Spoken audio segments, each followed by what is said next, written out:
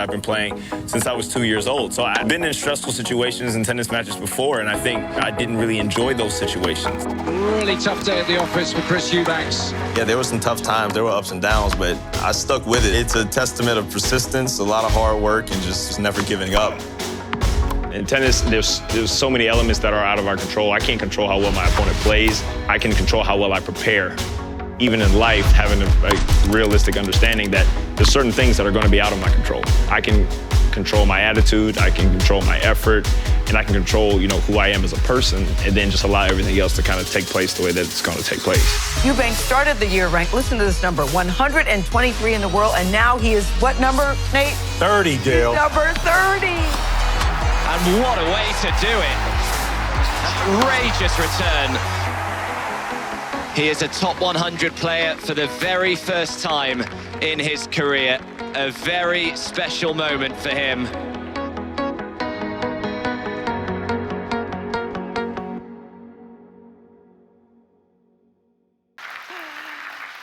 Hello, I'm Jenelle Ditto with the Scores Group, and I'm thrilled to be here with you today. Many of you may remember Chris's breakthrough performance at Wimbledon last year.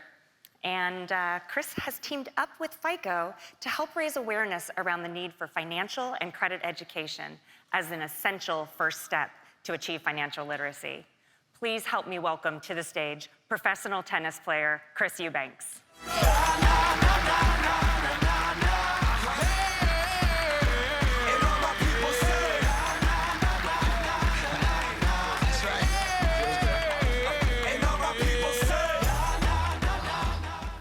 Welcome to FICO. Welcome to FICO World and the whole family here. Oh, thank you guys for having me. I've seen so much of what I've heard about FICO World and how exciting it is, how many people are here, and it's super, super special for me to be here today with you.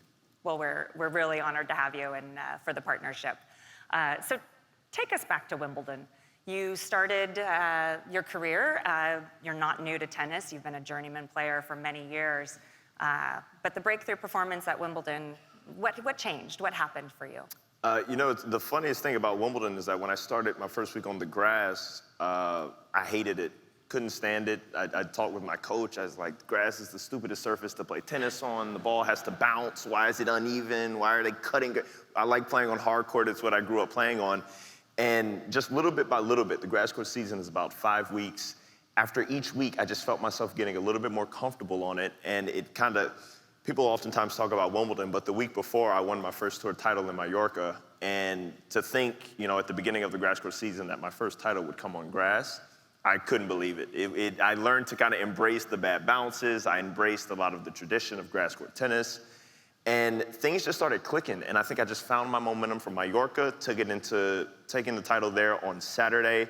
Flew out late Saturday night, got to Wimbledon on Sunday. All of a sudden now I have more media obligations. I'm like, why do these people want to talk to me? Like, they didn't want to talk to me these previous years of my career. And then getting there at Wimbledon and just kind of continue that momentum. I was super high on confidence. I got a pretty favorable draw when it started out.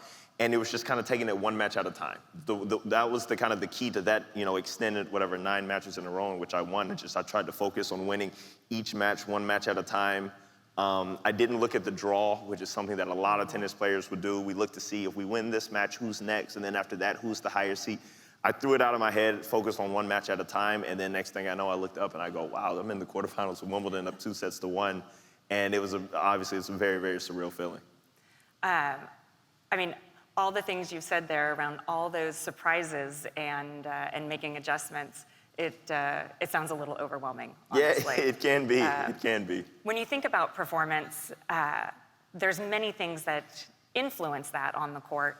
What are some of the things that helped you prepare for that peak performance that you achieved? For me, I think it's just being disciplined with my approach. As you said, I was on tour for about 4 or 5 years before I cracked the top 100, and in those times, I would see players doing what we call the small details a lot better than I was doing. They made sure that they got, stretched properly 2 or 3 times a day. They made sure they had a massage therapist, either a physio who's there with them full time, or they used the tournament staff to just take care of their body. They made sure that they were eating the right things. Those were kind of things that I personally kind of just dismissed for a lot of the years of my career, because I said, well, as long as I'm being diligent about my work on the court and in the gym, everything else will take care of itself. You hit a point where you start to see all of the players in the world are being very diligent about their court and in the gym, so what's gonna make the difference? Well, who's taking care of their body, who's being professional, what players are just being very focused and doing the things that they don't wanna do. And that's something that it took me a while to get there. I think I kind of got to that point out of a bit of frustration. And then once I got there, I saw the results that started to come. I just kind of bought in. And it's something I wish I had done a lot earlier in my career. Hopefully, maybe I would have been at FICO World 2021 or 2022, but we're here now. But it's just kind of buying into that process of focusing on the details was the biggest, I would say, catalyst for the rise in rankings and the rise of my success. We all have to be patient sometimes. This is my first time on stage, and I've been here for 10 years. Oh, so you're doing great. This is our year, Chris. So what are some of the lessons that you have learned through these observations and all these different tactics that you're bringing in that help you on the court, but also that you bring into other areas of your life?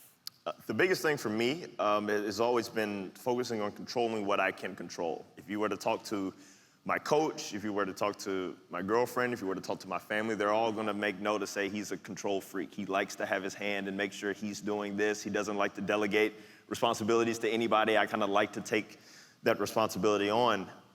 But I didn't really take on that same approach on my things in my preparation. I didn't focus on doing all of the small little things. And I think just kind of having enough time to just be on tour for 4 or 5 years, and you kind of, like I say, I hit that point of frustration around 2021. I was like, you know what? Let me just try it. Let me just see, and I'm gonna control what I can control. And when I kind of bought into that, I bought into making sure I'm sleeping the proper amount of hours, making sure I'm getting the proper training, I'm getting the proper rest and recovery, because those are all things I can control. There's 3 things as a tennis player, for the most part, we can control. We can control our attitude, we can control our effort, and we can control our preparation. I can't control how well the opponent comes out on court and plays. I could be playing the best tennis of my life, feel as though I'm playing unbelievable. You step foot on the court, I miss 2 shots that could cost me a set, boom, it's gone just like that. But if I know that I step foot on the court knowing that I prepared as properly as I can, when the pressure moments start to come on the court, I can say, you know what? I did everything I was supposed to do. I saw my physio. I got the needles put into my hamstrings when I didn't want to. I got the stretching done. I did the cold tub. I did everything. So when it comes time to try to execute, what I need to under pressure moments, it's almost like it's no longer hoping that it goes well. I just know that it's going to go well. And if it doesn't, it's like, hey, well, we move on to the next thing. It's kind of like that, I feel like, in life. There's only so many things you can control. So now I just take pride in really controlling what I can control, and then I'm okay with whatever the result is going to be after that. That's an amazing perspective, because I think a lot of us think about perfectionism and the discipline that it takes to try to achieve that. But what you're talking about is really that ongoing improvement and putting in that discipline. It's not easy. How do you keep a mindset that kind of allows you to seek that improvement and also gives you that discipline? It's an ongoing process, because it's very easy for me to buy into that process when the success came pretty quickly. And it's like, oh, I should have been doing all this stuff a long time ago, and I maybe could have, quarterfinal Wimbledon sooner. But it's just, the reality of life is just not that easy. There's gonna come times in which you take a few losses in a row, and you have to stay diligent and stay consistent with the process that I've talked about, the process that I think has catapulted me up the ranks. But it is tough. And the one thing that, and tennis is a very interesting sport, because when you're walking out there pretty much by yourself, it's kind of, you win, everything is great, you lose, it's kind of all on you. Well, for so long in my career, I tried to focus where, if I won, that means I did everything well. If I lost, that meant that I didn't do, everything well. And I kind of had to change my mindset a little bit and just focus and enjoy the journey of it, or focus on the process of it. I enjoy now, as uncomfortable as it is, when I have to go get needling done. I enjoy when I have to do the cold tub. I enjoy when we're having to do 30 minutes of extra, backhands at the end of practice when I don't really want to, because in a way, that's kind of the dream. That's what, allows for the success to take place. So it's just kind of enjoying the process and everything it takes to get there. And then when I do that well, and I get on court and it's time to play, it's like, let's just let instincts take over at this point. There's no point in kind of trying to hope that things will work out. It's like, I did everything I could. We're gonna come out here. we're just going to enjoy it. And then, if things don't go well, we go right back into the process. We find ways to enjoy that, to try to keep that progress moving forward.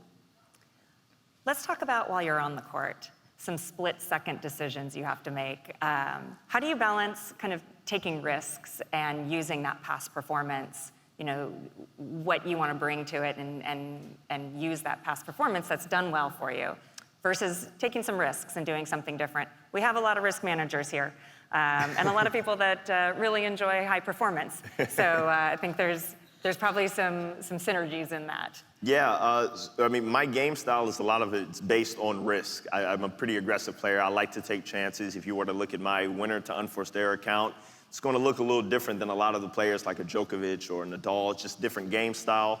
So I know taking risks really, really well. For me, it's kind of like a time and place type thing. If I'm going to take a risk, I have to kind of measure whether or not this is going to be beneficial long term. Can I make it up if things don't go well here? If I want to take a risk in tennis, we have a thing, especially serving. You want to attack your opponent's second serve. A lot of times that's the weakest reply you're going to get on the court.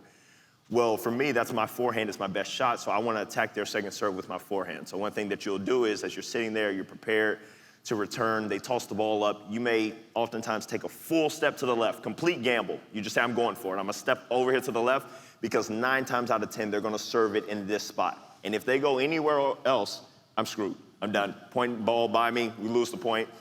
So managing that risk and saying, okay, what pressure could this opponent be feeling? It's 15-30, could be a good opportunity. Are they gonna go for this? Are they gonna go out of their normal pattern?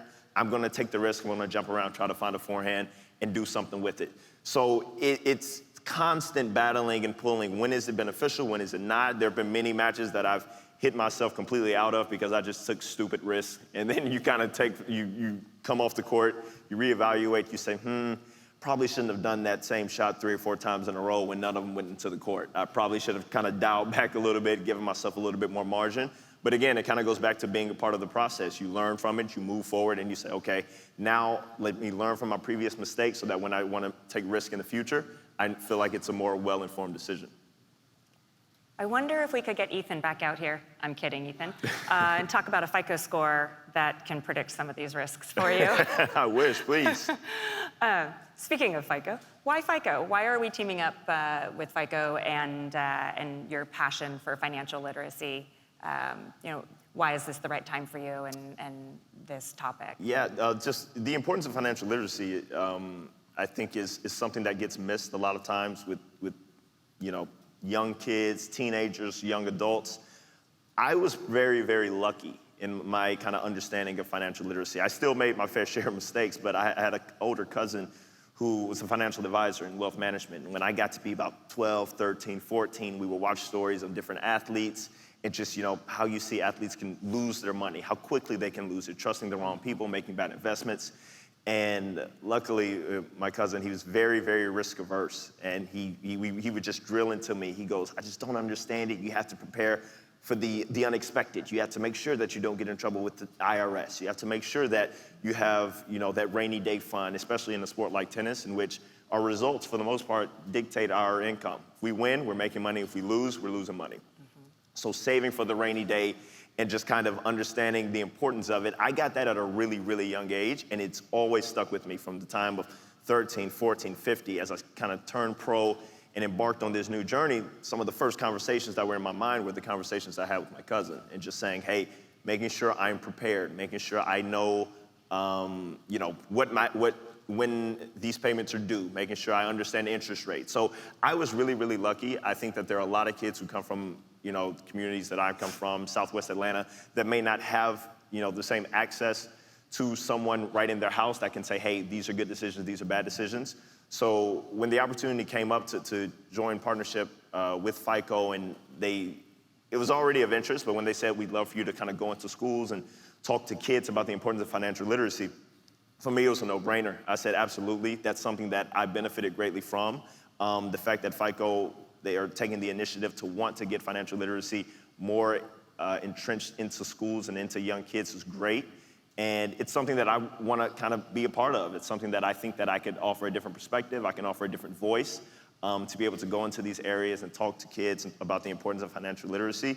And I'm just something that I'm super excited about, and I'm thankful that FICO and we were able to kind of work together to try to start something special. Yeah, that's great. We did see some footage of you in the classroom and on the court with some kids in Miami. Was it everything you thought it would be? What was it like to be, hands-on with? It was great. It was great to be able to sit in there and just kind of watch the kids, their body language, and talking about financial literacy, talking about little things. I even grabbed a couple kids out of the class and said, let's do an experiment, all right? Now, my name is now going to be Mr. Bank. We got 2 kids here who have great business ideas. The only things, one of them is a little bit more responsible with paying back their debts than the other. But this other one has a great idea as well, but he just doesn't have the same track record. You get the kids involved and say, who do you guys think I should lend my money to? All of the kids have the right answer. The one who's responsible, the one who pays back their debts, and typically that might equate to having a higher FICO score.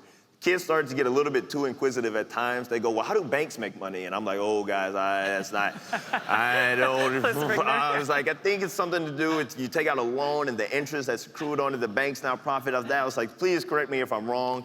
I think I kind of had it in the right ballpark, at least. But when they asked that question, I was like, that's the one thing about dealing with kids. They got to keep you on your toes. But it's fun. Anytime I have the opportunity to go and do it, it's something that I'm really passionate about. So I'm looking forward to having more opportunities. Well, we're really excited to have this partnership, and I'm very excited to see what else we can do together. Chris is going to be down in the attendee lounge, sponsored by Centrelink, later today after this session. And maybe you guys can give him some how banking works guidance. But please join me in thanking Chris Eubanks for his time and the relationship.